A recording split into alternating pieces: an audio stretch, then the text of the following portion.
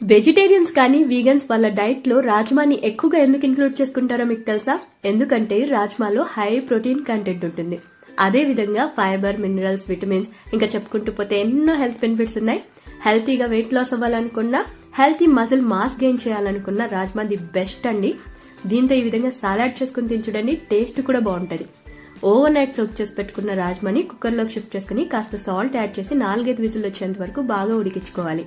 ఇప్పుడు దీన్ని బౌల్లోకి తీసేసుకుని తురిమిన కుకుంబర్, క్యారెట్, తరిగిన టొమాటో, ఉల్లిపాయ, కొత్తిమీరతో పాటు లెమన్ జ్యూస్, పెప్పర్ పౌడర్, కాస్త చాట్ మసాలా, రుచికి సరిపడా ఉప్పు యాడ్ చేసి ఇందులోకి ఒక 2 టేబుల్ స్పూన్ల గట్టి పెరుగు యాడ్ చేసుకోవాలి. గట్టి పెరుగు అనేది ఆప్షనల్ అండి.